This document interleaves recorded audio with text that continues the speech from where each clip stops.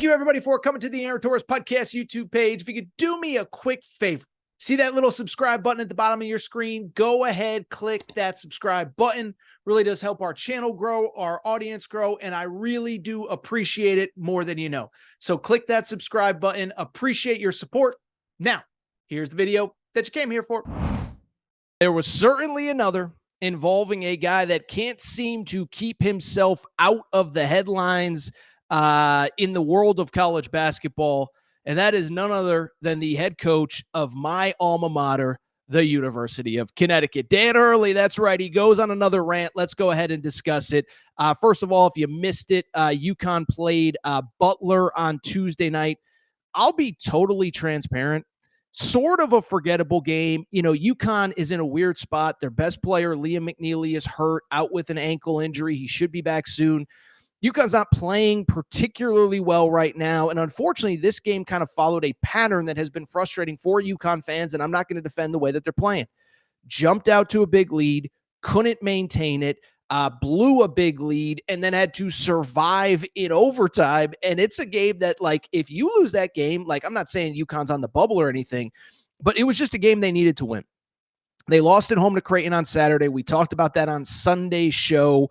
The fact that there was some very questionable officiating late when the referees preemptively called a foul on the floor when it was frankly should have been a shooting foul.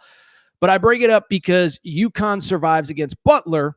And if that was the story, I don't know that we'd be talking about an okay but not great UConn team right now that's waiting for its best player to come back. I don't know that we'd be talking about it today, okay?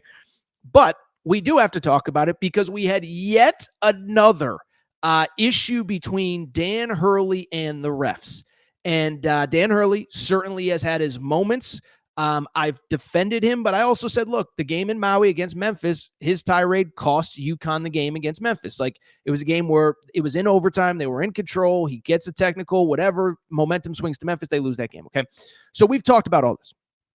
But there was yet another twist on Tuesday night. The cameras on FS1. They caught Dan Hurley talking to one of the officials, and he was chirping at him and whatever. And what they caught him saying, though, is what made headlines on Tuesday night and what caught everybody's attention, and it was certainly interesting. I will paraphrase because I want to be respectful of people that have children in the car, maybe if you're listening, or children around you. But the cameras caught Dan Hurley saying some version of the following to a ref as the ref walked away from him. Quote, and this is a loose quote because none of us are lip readers, but it looked like he said, quote, "Don't turn your back on me. I'm the best coach in the effing sport." Okay. And so listen, I'll be honest. UConn alum, UConn fan, defended Dan Hurley by and large over the last, whatever. Every time he has a dust up with the refs, I kind of defend him. This was one, though, when I saw it in real time, I kind of just rolled my eyes. I said, Coach, come on, man. Don't say stuff like that. You're better than that. We know you're great at what you do. Two-time national champion. You're going to be in the Hall of Fame alongside your dad someday. You don't have to say stuff like that. And you can make your point across without looking and sounding the way that you do, because that's kind of an indefensible quote, okay? But then I thought it was interesting because Dan Hurley at the podium after the game, he had some very interesting things to say about why he said it, but also just the state of refereeing and really with UConn specifically as it pertains to UConn and how the games are refereed. And I know last year, I certainly myself made headlines for some of my commentary about refereeing in college basketball, specifically like the foul discrepancy with Zach Edey. That was certainly a topic a year ago. But I thought that Dan Hurley made some very interesting points. And so what we're going to do, we're going to play two different sound bites from his press conference, because really what this stems from is, in my opinion, three issues, two of which will be discussed in the audio. And then the third one, which I don't even have audio for, but I'm just going to paraphrase for you. One, I do think that Dan Hurley references the fact that, like, yeah, I basically said what you think I said, but my whole thing is I am frustrated with the fouls and the manner in which games are called. When UConn is playing. So that is the first sound. I think the second sound is interesting as well.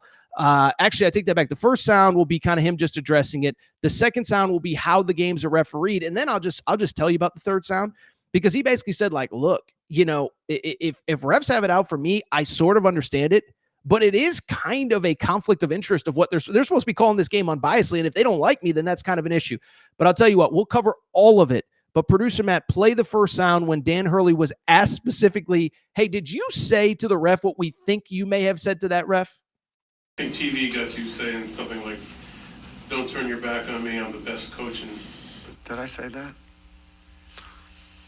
No. Yeah. I mean, I know we I'm going to sound like an asshole here. So the TV likes me, camera. I bet you I'm going to have the GAs. I'll release it to the media too. What was the game on today? It was on FS1. I just wish they'd put the camera on the other coach more. Obviously I had a moment with Coach Dad Mata today because he was so far out of the box that I figure I would just go over and have a powwow with him and Pat. But like I just wish they would show these other coaches losing their minds at the officials in other Big East games that I'm coaching, where I look going into a timeout when I'm not talking to officials. I see the other coaches as demonstrative as I am. But, the camera, obviously, I've created this for myself. I'm not no victim. But I just wish that they would not have the camera on me 90% of the time, unless they feel like it's driving ratings, and more assholes on Twitter that could put clips of me from a game and say, yeah, look how big of a monster he is. He's yelling at. So that was the first piece of Dan Hurley sound. We'll get to the second one in just a minute, but I do think it's kind of worth noting, like, I hate to say it, kind of do think he has a point, and maybe these are my UConn glasses coming on. But listen, first of all, I respect that he didn't deny it. He didn't say, oh, I never said that. Like, he's like, no, I did say that. But I think where his frustration came in is like, guys, why am I the only one that has a camera on me? And we could sit here and pretend that, no, nobody else acts like him and blah, blah, blah, this and that. This is all I'll tell you. What I could tell you is I watch these games every single night. I see coaches swearing at refs every single night. I've used the example before, but I was at the Duke-Kansas game in Vegas around Thanksgiving time, and the big screen caught Bill Self telling a ref, you don't know what the F you're doing. You effing suck at your job. Now, he wasn't yelling and screaming, and his assistants didn't have to pull it off of him, but it was very obvious what he said, and it wasn't a good look. By the way, Tom Izzo, see him yelling at the refs plenty. Brad Underwood, see him yelling at the refs plenty. Sean Miller, Ed Cooley, Rick Pitino. And so I think Dan Hurley does have kind of like, let me ask you this, and you can get in the chat and tell me if you agree or disagree. I do think he kind of has a point, though. You can fight me on it. You can argue me on it. You can say he's the only one that does it. I totally disagree. I think he's actually one of the many that does it, but he's the only one that he's the only one that people care about, right? Like, no disrespect. Ed Cooley yells at refs all the time. Nobody cares. Was the coach of Providence. Now he's the coach of Georgetown. I'm just trying to think off the top of my head. Sean Miller. Love Sean Miller. Had him on this show. Great guy. He's at Xavier. They're a fringe NCAA tournament team. When he screams at a ref, nobody really cares.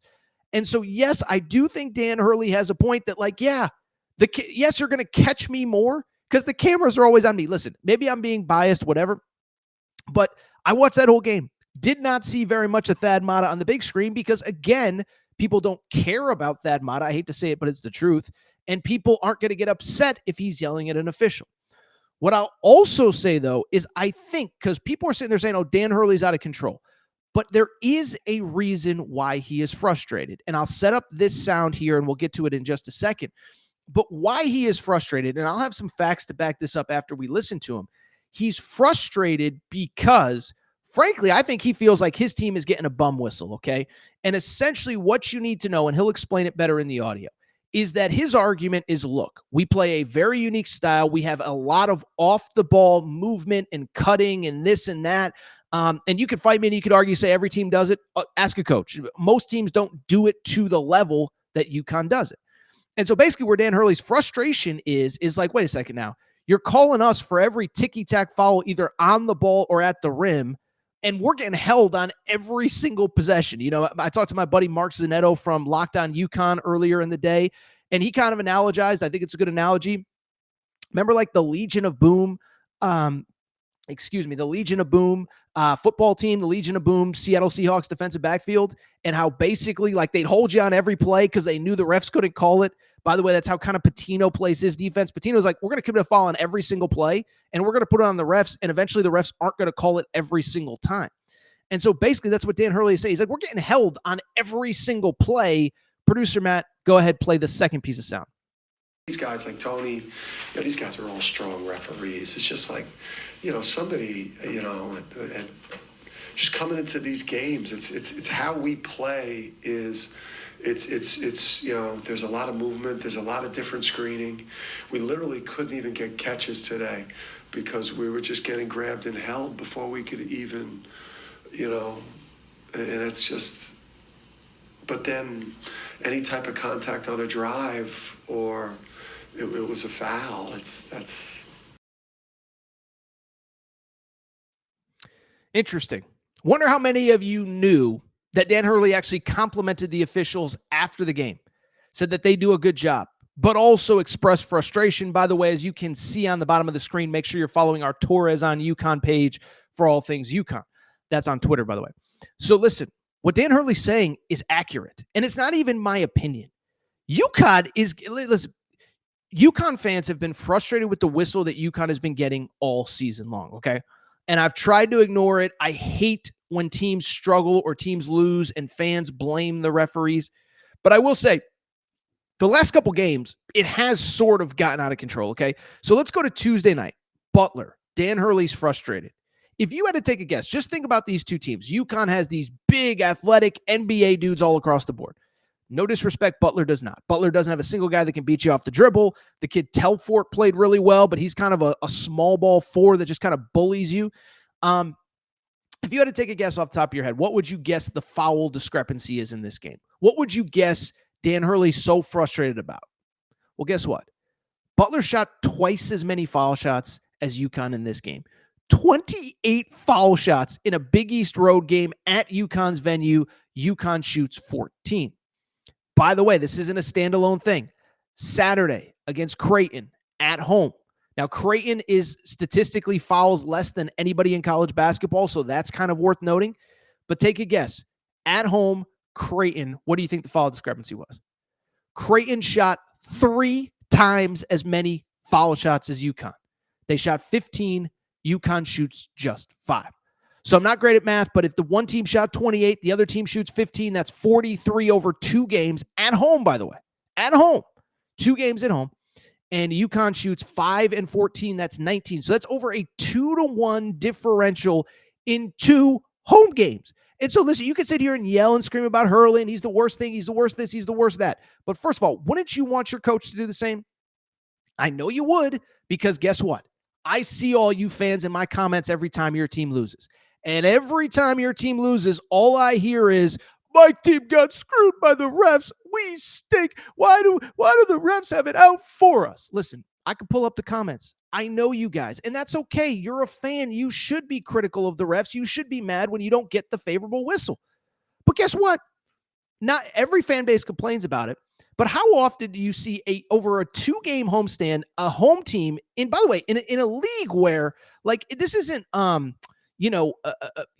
Eastern Kentucky playing UConn or Eastern Kentucky playing Kentucky. Like, this isn't a team where there is a clear size physicality differential.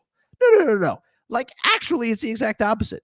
Like, UConn is the bigger, more athletic team, and you could argue, okay, maybe they should get a few more fouls called because they play so physically, but twice as many at home doesn't even make sense. And so, yes, like, again, I know I was the Zach Edey foul discrepancy guy, but when you're getting twice as many, the opponent's getting twice as many shots as you, in some cases 3 times as many shots as you at home, you're allowed to be frustrated.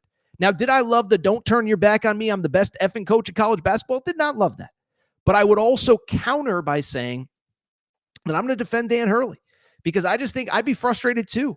And what he's basically saying is like, look, and by the way, there's yet another clip where there's 2 different things he says. One, he says, like, we commit fouls too. And he went through them. He said, Jaden Ross did this. I hated it. Jalen Stewart committed this dumb foul. I was mad at him.